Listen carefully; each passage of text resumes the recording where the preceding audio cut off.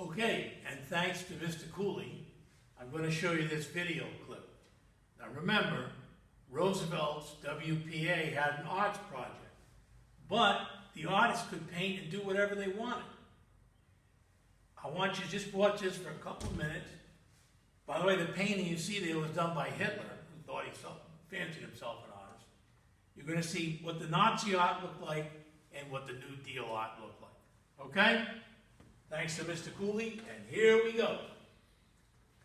We can see yet another difference between the dictator and the Democrat in their treatment of the arts. I said earlier that while Hitler was a failed artist, he fancied himself an artist nonetheless.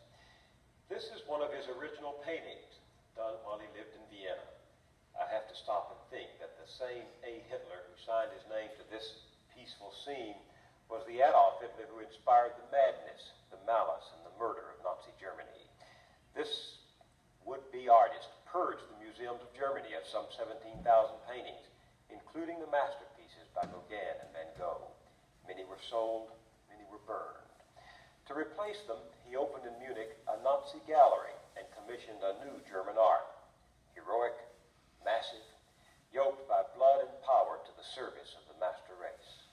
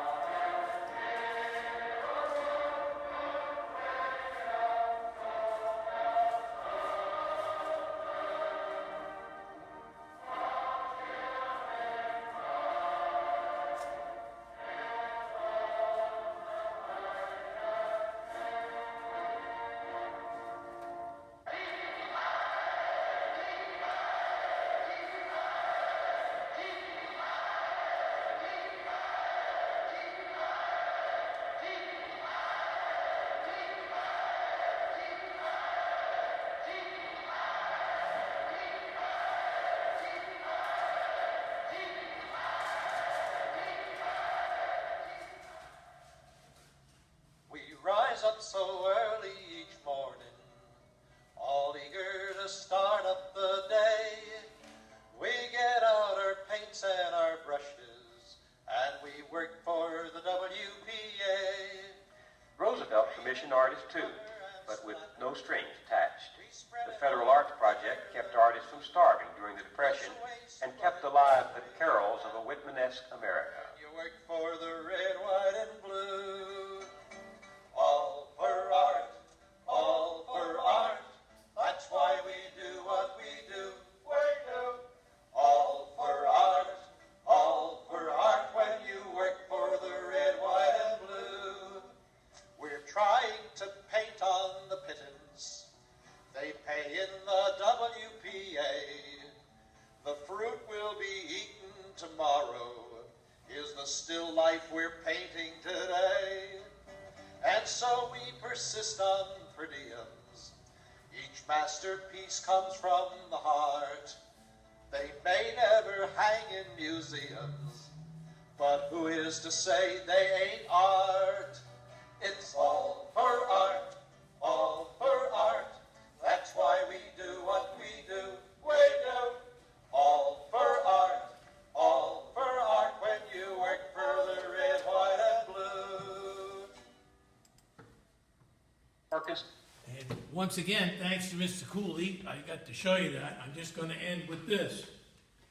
In all the New Deal art that was done, Roosevelt appears in one mural in the post office in Hyde Park. How about this?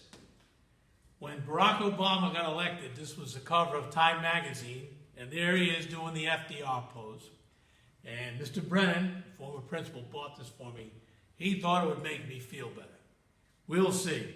And the last item that you ever see from me is FDR's wheelchair.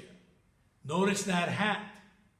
He wore that for all of his presidential campaigns, and all they did was to take a kitchen chair and cut the legs off and put wheels on it. He liked this. This is up in his bedroom. I looked around to make sure nobody was in because you weren't supposed to take pictures, and there it is. And this is Coach Mike Quigley saying, remember, America is a great country because she is a good country. When she ceases to be good, she will no longer be great. And that, my friends, is up to you. God bless.